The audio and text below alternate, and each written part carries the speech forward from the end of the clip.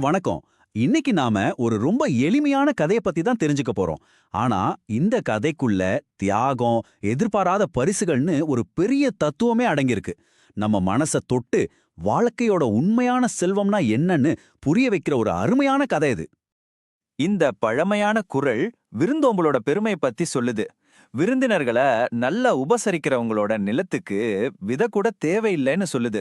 வாங்க, இந்த ஆழமான கருத்தை ஒரு சின்ன நவீன கதை மூலமா புரிஞ்சுக்கலாம். இது நம்ம வாழ்க்கைக்கு எப்படி பொருந்துன்னு பாப்போமா?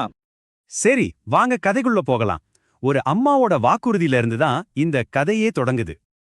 இங்க படத்துல பாக்குறீங்களே, இவங்க தான் அஞ்சலி, அவங்க பொண்ணு மாயா. அவங்களோட வாழ்க்கை ரொம்ப சிம்பிளானது தான்.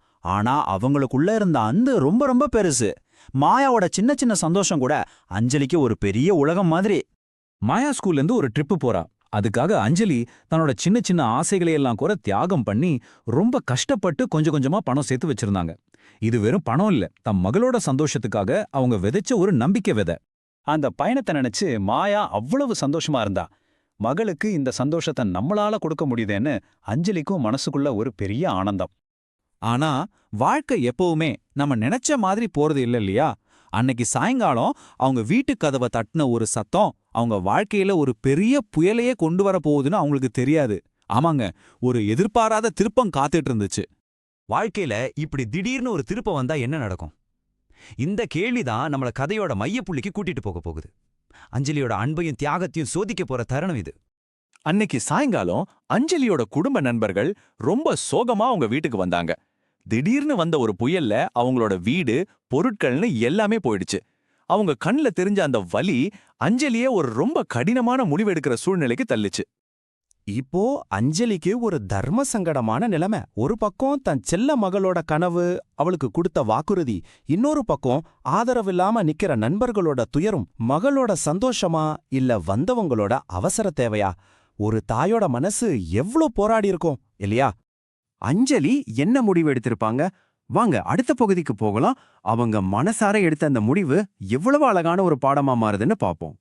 அந்த நிமிஷம் ரொம்ப அமைதியா இருந்தாலும் ரொம்ப சக்தி வாய்ந்த ஒரு தருணம் அது. அஞ்சலி தம் மகளோட ஏக்கமான முகத்தை ஒரு தடவை பார்த்தாங்க. அப்புறம் சோர்ந்து போயிருந்த நண்பர்களோட முகத்தை பார்த்தாங்க. அங்க பேசுறதுக்கு வார்த்தைகளே தேவையில்லை. ஒரு அம்மாவோட கருணையும் மகளோட மௌனமான புரிதலும் அங்க அழகா வெளிப்பட்டுச்சு.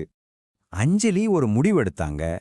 தன் மகளோட பயணத்துக்காக சேமிச்ச அந்த விதைப்பணத்தை கருணைங்கிற ஒரு விஷயத்துக்காக விதைக்கலான்னு முடிவு செஞ்சாங்க.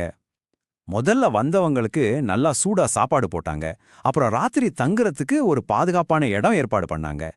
கடைசியா அவங்க ஒரு புது வாழ்க்கையை ஆரம்பிக்கிறதுக்காக அந்த பயண பணத்தையே கொடுத்துட்டாங்க. பாருங்க, விருந்தோம்பல்லாம் சும்மா வார்த்தை இல்ல, அது ஒரு செயல்னு நிரூபிச்சிட்டாங்க. மாயாவோட பயண கனவு தள்ளி போயிடுச்சு, உண்மைதான். ஆனா தேவையில் இருந்தவங்களுக்கு உதவி செஞ்சப்போ கிடைச்ச அந்த சந்தோஷம் அவங்க 2 பேர் மனசையும் நிரப்பிடுச்சு. இது பணத்தால வாங்க முடியாத ஒரு மனநிறைவு. விதைக்காத நிலத்துல இருந்து எப்படிங்க அறுவடை வரும்? ஆனா பாருங்க, நன்மைங்கிற விதைக்கு பலன் எப்படி ஒரு எதிர்பாராத அறுவடையா வருதுன்னு கதையோட இறுதியில நம்ம பார்க்க போறோம். அடுத்த நாள் மாயாவோட ஸ்கூல்ல இருந்து ஒரு நியூஸ் வருது. அந்த செய்தி ஒரு சின்ன சஸ்பென்ஸோட நம்மள கதையோட கிளைமேக்ஸ்க்கு கூட்டிட்டு போகுது. அது என்னவா இருக்கும்? ஸ்கூல்லேருந்து வந்த செய்தி இதுதான். யாரோ ஒரு நல்ல மனசுள்ள புரவலர் கிளாஸ்ல இருக்கிற எல்லா ஸ்டூடெண்ட்ஸையும் அந்த ட்ரிப்புக்கு அவரோட செலவுல கூட்டிட்டு போக போறாராம். இதுதான் கதையோட முக்கியமான விஷயத்த நமக்கு பளிச்சுன்னு காட்டுது. அஞ்சலி விதைக்காத ஒரு நிலத்திலிருந்து அவங்க செஞ்ச ஒரு நன்மைக்காக கிடைச்ச எதிர்பாராத அறுவடை இது.